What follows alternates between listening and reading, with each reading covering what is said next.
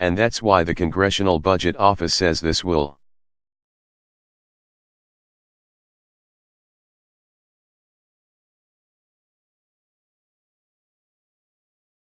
lower people's rates for comparable plans by 14 to 20%.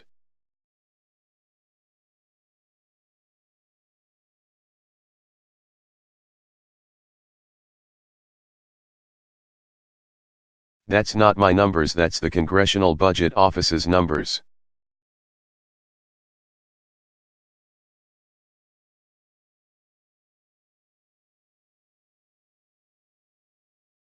So that people will have choice and competition just like members of Congress have choice and competition.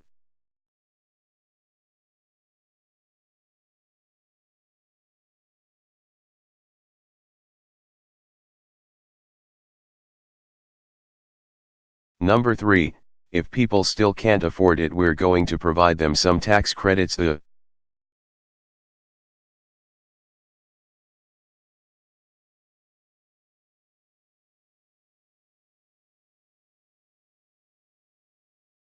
biggest tax cut for small businesses and working families when it comes to healthcare in history.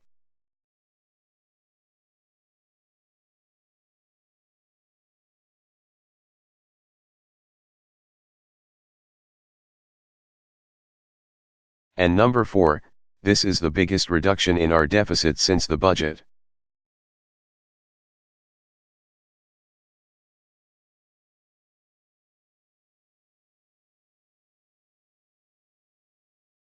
Balance Act, one of the biggest deficit reduction measures in history.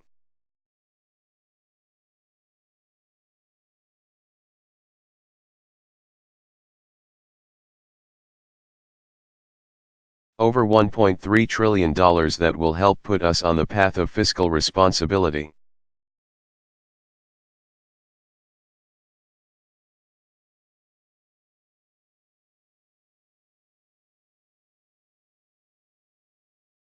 And that's before we count all the game-changing measures that are going to assure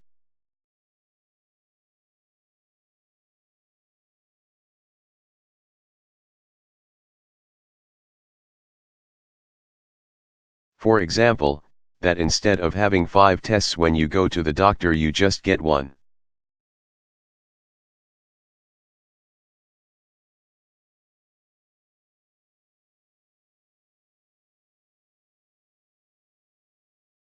That the delivery system is working for patients, not just working for billings.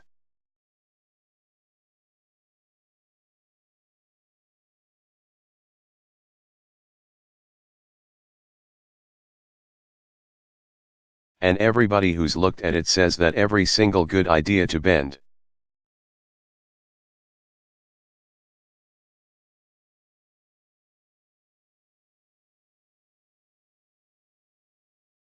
the cost curve and start actually reducing healthcare costs are in this bill.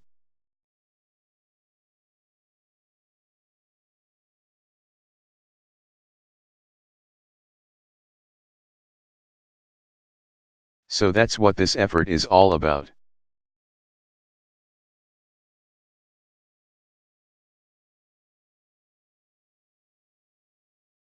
Toughest insurance reforms in history.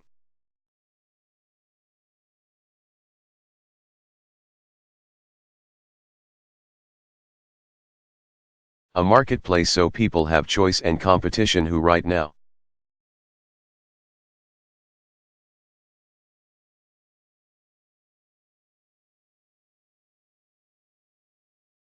don't have it and are seeing their premiums go up 20, 30, 40, 50%.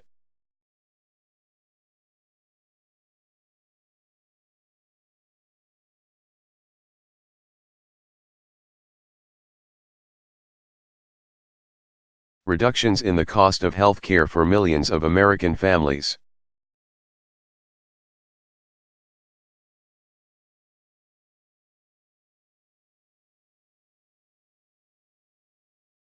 Including those who have health insurance.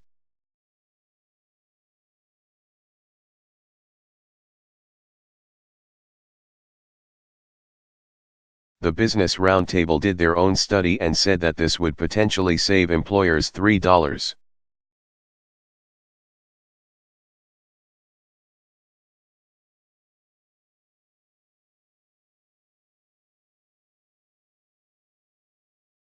$0.00 per employee on their health care because of the measures in this legislation.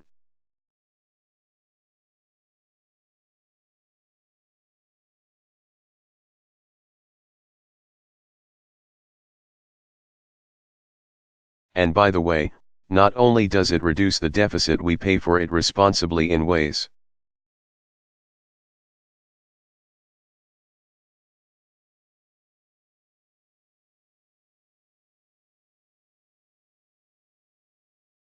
That the other side of the aisle that talks a lot about fiscal responsibility but doesn't.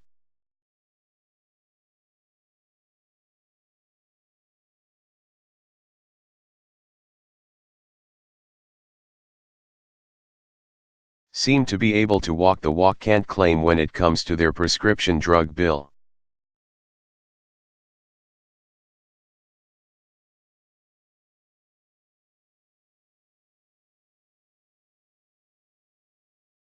We are actually doing it. This is paid for and will not add a dime to the deficit, it will reduce the deficit.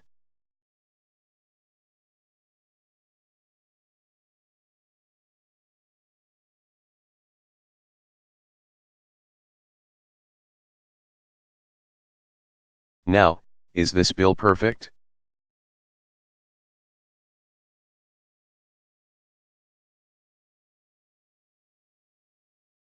Of course not. Will this solve every single problem in our healthcare system right away? No.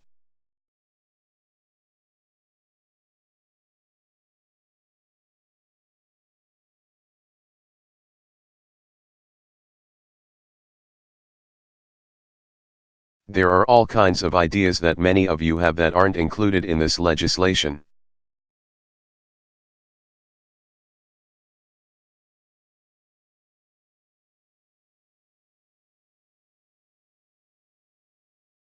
I know that there has been discussion, for example, of how we're going to deal with regional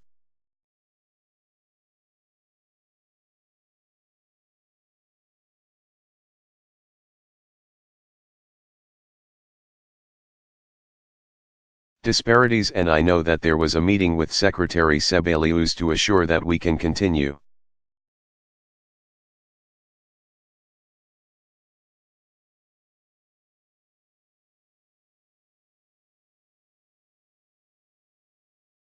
To try to make sure that we've got a system that gives people the best bang for their buck.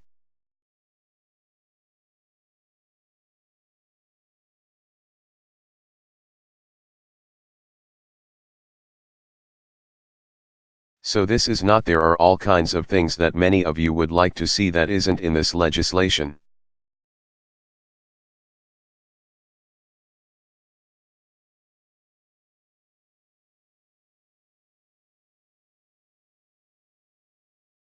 There are some things I'd like to see that's not in this legislation.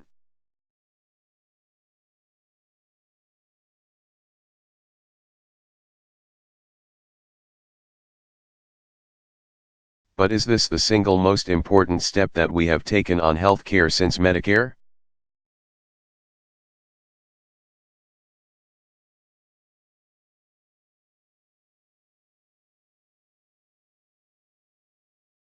Absolutely.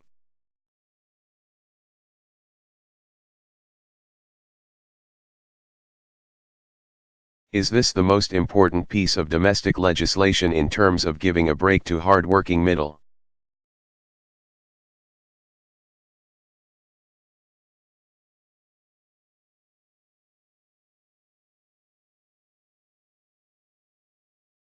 Class families out there since Medicare? Absolutely. Is this a vast improvement over the status quo? Absolutely.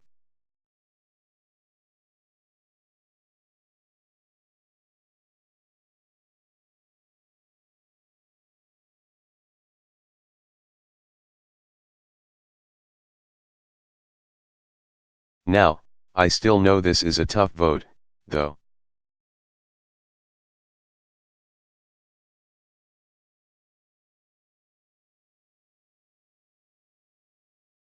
I know this is a tough vote. I've talked to many of you individually.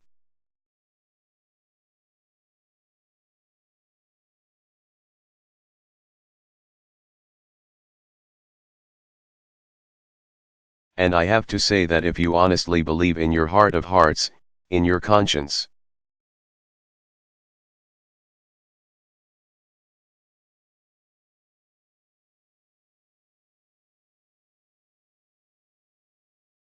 that this is not an improvement over the status quo, if despite all the information that's out there that says that without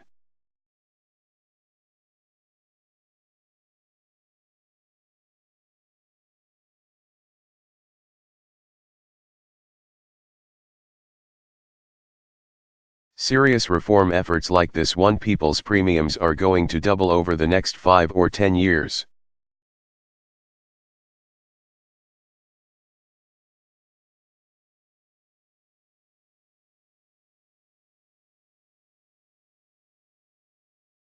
That folks are going to keep on getting letters from their insurance companies saying that their premium just went up 40 or 50%.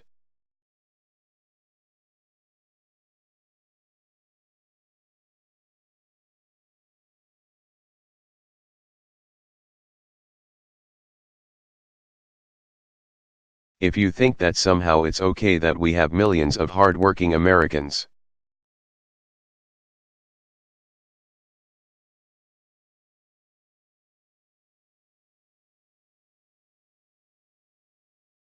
who can't get health care and that it's alright, it's acceptable, in the wealthiest nation on earth that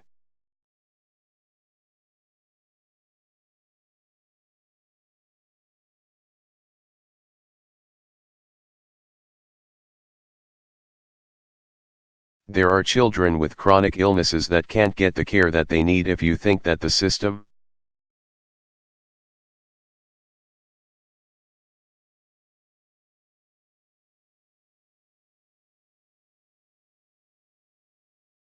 is working for ordinary Americans rather than the insurance companies, then you should vote no on this bill.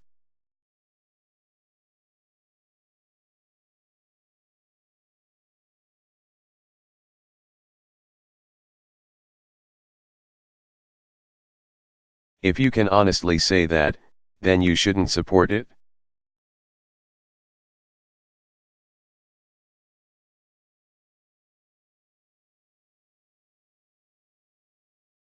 You're here to represent your constituencies, and if you think your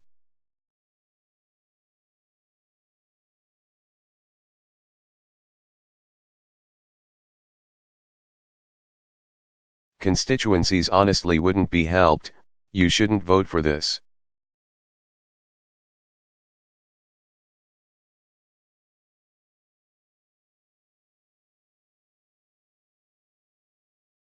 But if you agree that the system is not working for ordinary families,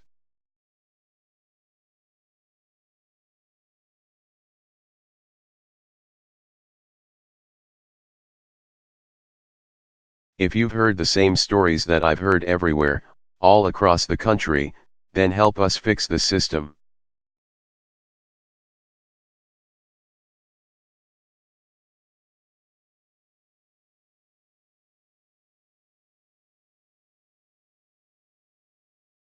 Don't do it for me. Don't do it for Nancy Pelosi or Harry Reid.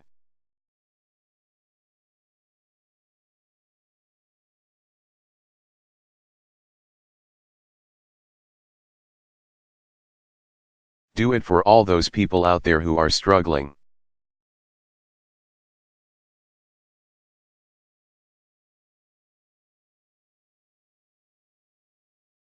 Some of you know I get 10 letters a day that I read out of the 40,000 that we receive.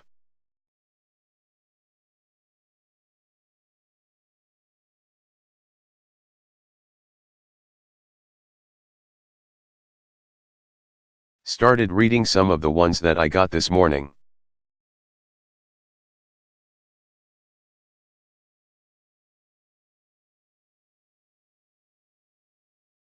Dear President Obama, my daughter, a wonderful person, lost her job.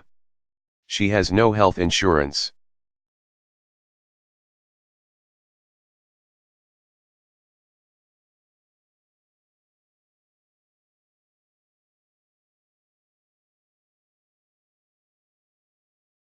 She had a blood clot in her brain. She's now disabled, can't get care. Dear President Obama.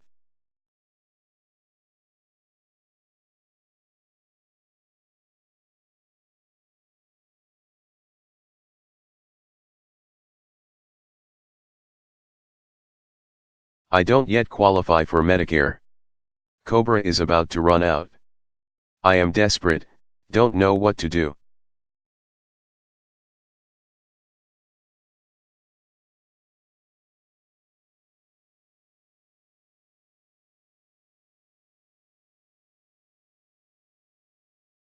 Do it for them.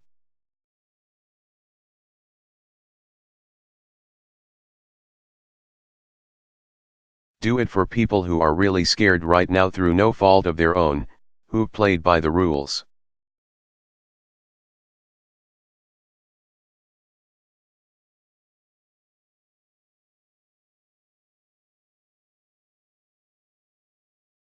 Who've done all the right things, and have suddenly found out that because of an accident.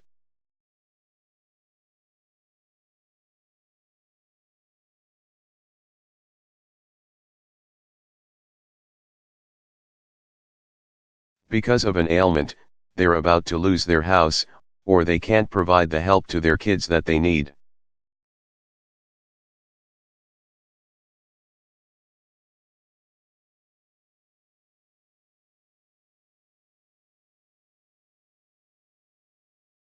Or they're a small business who up until now has always taken pride in providing care for their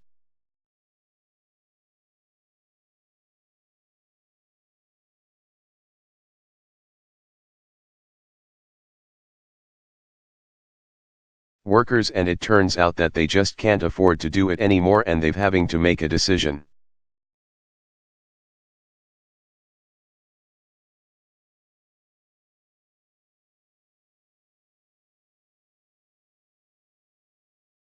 About, do I keep providing health insurance for my workers, or do I just drop their coverage, or do I not hire?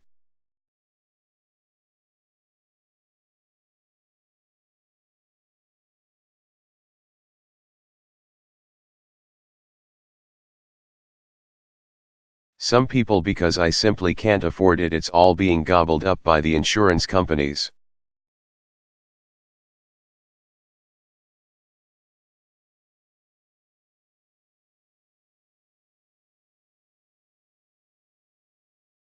Don't do it for me.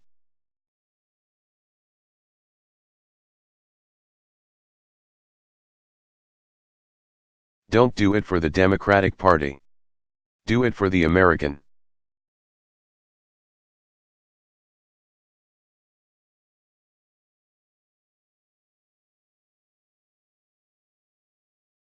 People.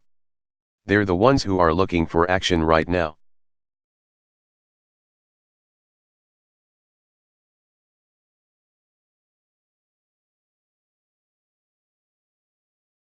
I know this is a tough vote.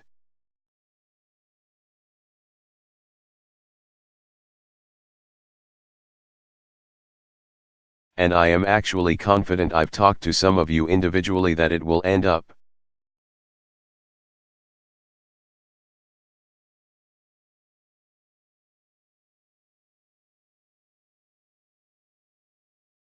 Being the smart thing to do politically, because I believe that good policy is good politics.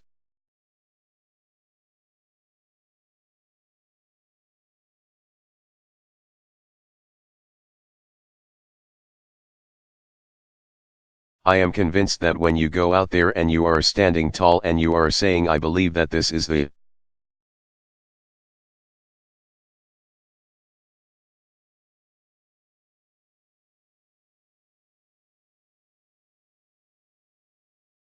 right thing to do for my constituents and the right thing to do for America, that ultimately the truth will out.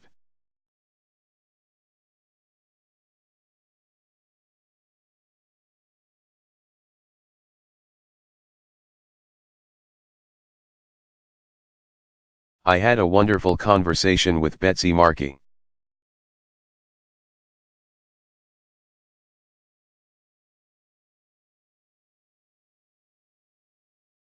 I don't know if Betsy is around here. There she is right there. Betsy is in a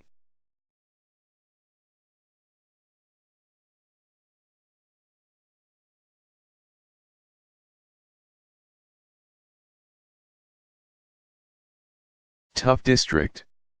The biggest newspaper is somewhat conservative, as Betsy described.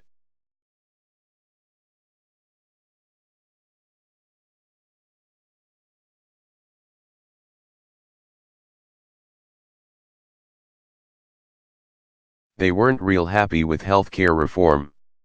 They were opposed to it. Betsy.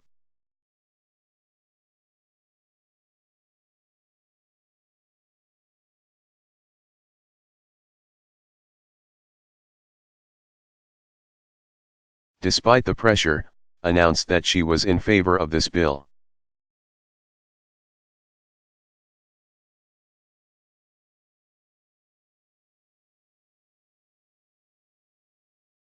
And lo and behold, the next day that same newspaper runs an editorial saying,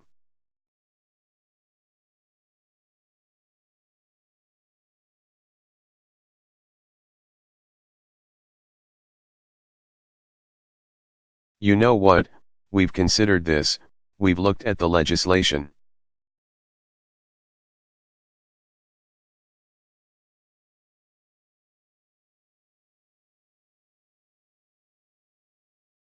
And we actually are pleased that Congresswoman Markey is supporting the legislation."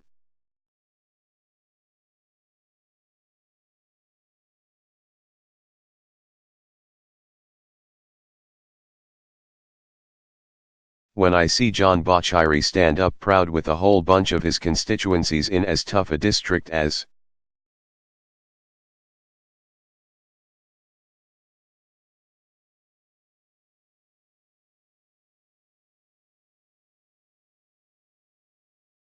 there is and stand up with a bunch of folks from his district with pre-existing conditions and saying, you know,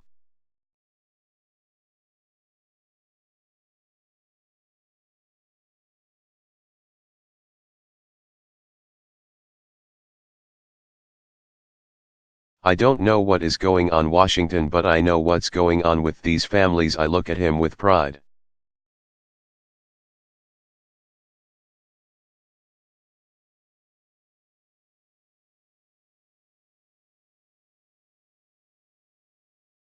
Now, I can't guarantee that this is good politics.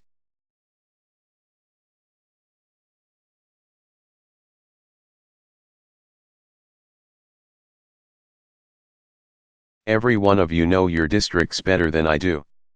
You talk.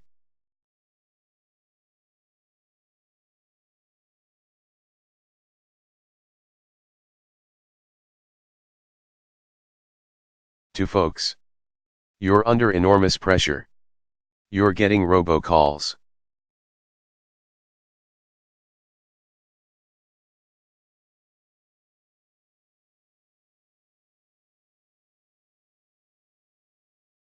You're getting emails that are tying up the communications system.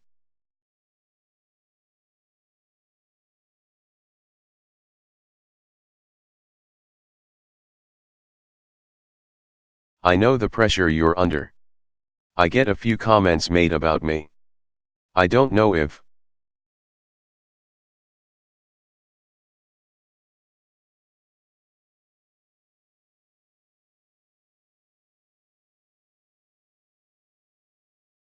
you've noticed. I've been in your shoes. I know what it's like to take a tough vote.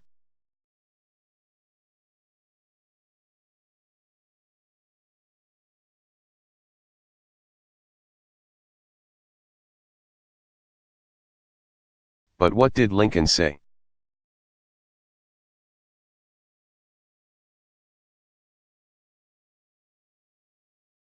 I am not bound to win, but I am bound to be true.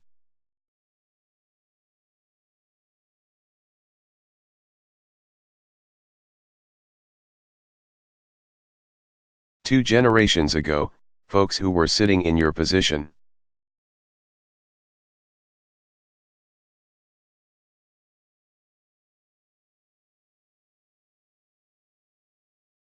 They made a decision: we are going to make sure that seniors and the poor have health care coverage that they can count on.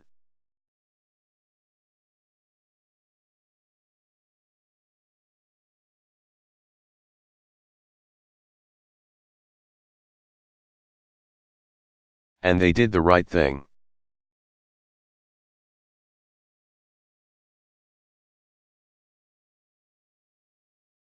And I'm sure at the time they were making that vote, they weren't sure how the politics were either.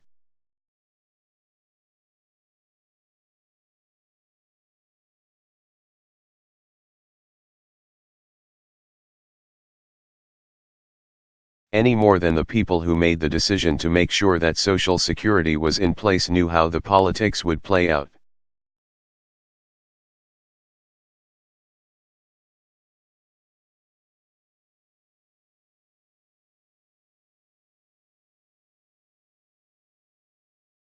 Or folks who passed the Civil Rights Acts knew how the politics were going to play out.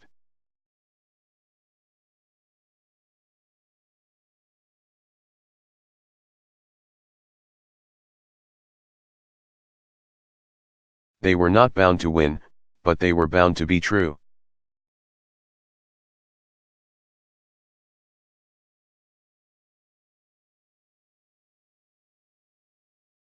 And now we've got middle-class Americans, don't have Medicare, don't have Medicaid.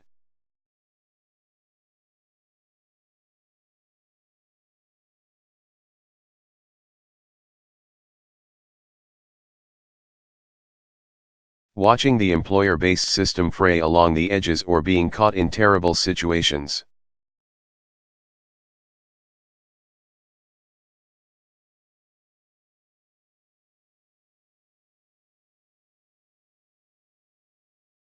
And the question is, are we going to be true to them?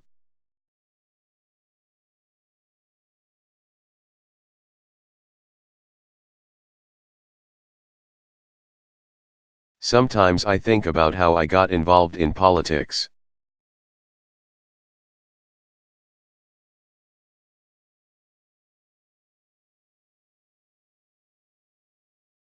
I didn't think of myself as a potential politician when I get out of college.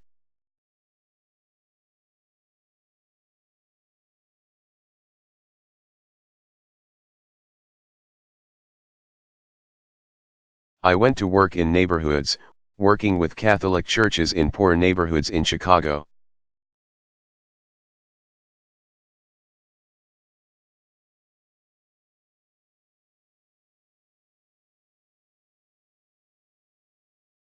Trying to figure out how people could get a little bit of help.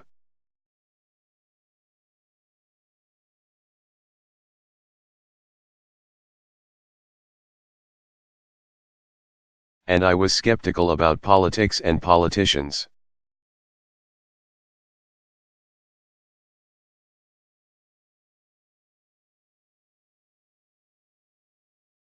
Just like a lot of Americans are skeptical about politics and politicians are right now.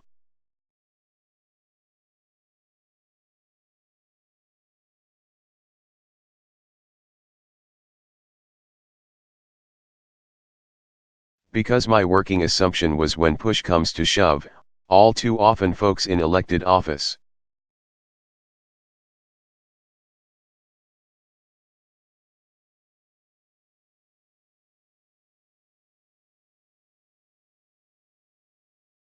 they're looking for themselves and not looking out for the folks who put them there, that there are too many compromises.